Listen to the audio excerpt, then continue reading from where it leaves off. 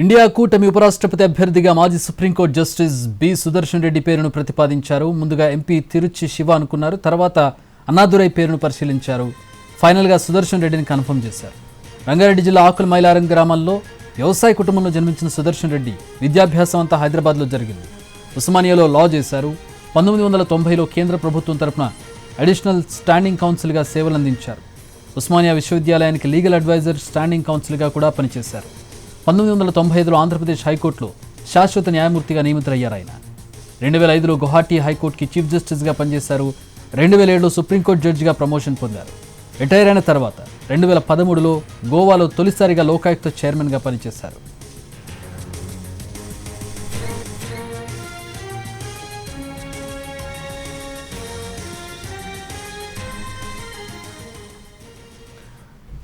ఇప్పటికే ఎన్డీఏ తమ అభ్యర్థిగా సిపి రాధాకృష్ణన్ని ప్రకటించింది. తాజాగా ఇండియా కూటమి సుదర్శన్ రెడ్డిని ప్రకటించినటువంటి పరిస్థితి. ఇద్దరు అభ్యర్థులు కూడా దక్షిణాది రాష్ట్రాల నుంచి ఇక్కడ ఉండడం గమనార్హం. మరిన్ని వివరాలు మా ఢిల్లీ బ్యూరో చీఫ్ అందిస్తారు.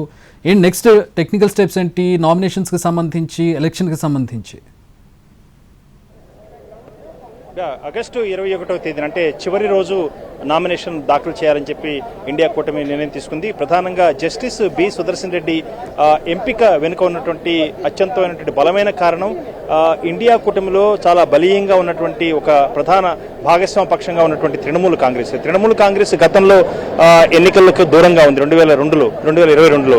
అయితే ఈ నేపథ్యంలో రాజకీయాలతో సంబంధం లేని, రాజకీయాలకు అతీతంగా ఉన్నటువంటి వ్యక్తినే ఉపరాష్ట్ర పదవికి ఎంపిక చేయాలని చెప్పి తృణమూల్ కాంగ్రెస్ గట్టిగా పట్టుపట్టడంతో పాటు ఆ మేరకు ఆమ్ ఆద్మీ పార్టీ కూడా ఆ మేరకు రాజకీయాలకు అతీతంగా ఉన్నటువంటి వ్యక్తిని సమర్థిస్తా అని చెప్పడంతో జస్టిస్ బి సుదర్శన్ రెడ్డిని అంతిమంగా ఎంపిక చేయడం జరిగింది. ప్రధానంగా దీని వెనుక కారణం, బలమైనటువంటి కారణం ఉంది. తెలంగాణలో కాంగ్రెస్ పార్టీ అధికారంలో రావటం, కాంగ్రెస్ పార్టీ చెందినటువంటి అక్కడ నాయకత్వాన్ని కూడా కొంతమేరకు ప్రతిపాదించినట్టుగా కూడా తెలుస్తుంది. కాబట్టి అన్ని అంశాలను పరిగణన తీసుకొని కాంగ్రెస్ పార్టీ ప్రధాన ప్రతిపక్షంగా ఉన్నటువంటి కాంగ్రెస్ పార్టీ ఆధ్వర్యంలో చర్చలు జరిగాయి. అంతర్గతంగా కూడా చర్చలు జరిగాయి. ఆ మేరకు అంతిమంగా న్యాయమూర్తిని, సుప్రీంకోర్టు న్యాయమూర్తిగా పనిచేసినటువంటి బి సుదర్శన్ రెడ్డిని ఎంపిక చేయాలని చెప్పి నిర్ణయం తీసుకున్నారు. అందరూ కూడా భాగస్వామ్య పక్షాలు, ఇండియా కూటమి భాగస్వామ్య పక్షాలను కూడా ఏకగ్రీవంగా ఆమోదించడంతో ఆ మేరకు నిర్ణయం తీసుకోవడం జరిగింది. ప్రధానంగా దీనికి బలమైనటువంటి కారణం కూడా ఉంది.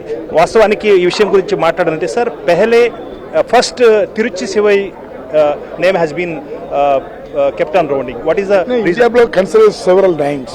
So finally we decided to Justice Sudarshan Reddy because he is a very famous judge in High Court and Supreme Court, and also his judgment are always pro-poor, and also he always considering poor people concerned.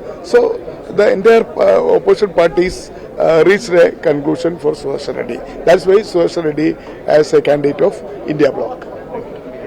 ఇది కారణం. పేద ప్రజలకు న్యాయాన్ని అందించడంలో ఆయన చేసిన సేవలు, అదేవిధంగా రాజ్యాంగాన్ని పూర్తి స్థాయిలో రక్షించేందుకు ఆయన తీసుకుంటున్న అనేక తీర్పుల్లో ఆయన చేసినటువంటి తీర్పులు, అదేవిధంగా ఆయనకున్నటువంటి లా అంటే న్యాయశాస్త్రంలో ఆయనకున్నటువంటి ప్రతిభా సామర్థ్యాలు, వీటన్నిటి కూడా పరిగణలో తీసుకొని జస్టిస్ బి సుదర్శన్ రెడ్డిని అభ్యర్థిగా పోటీలో ఉంచాలని చెప్పి ఇండియా కూటమి నేతలు నిర్ణయించారు. ఆ మేరకు అందరూ కూడా ఏకగ్రీవంగా నిర్ణయించారు.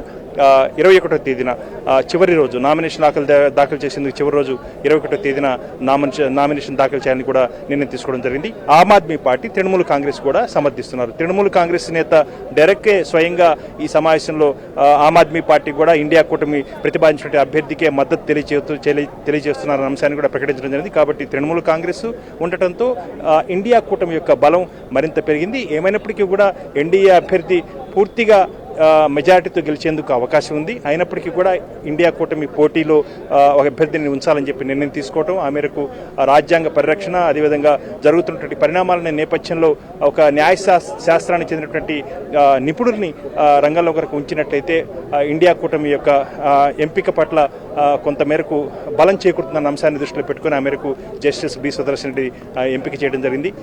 ఆ మేరకు 21వ తేదీన బి సుదర్శన్ రెడ్డి దాఖలు చేయడానికి ఢిల్లీ రాబోతున్నారు. All right. Thanks for the updates.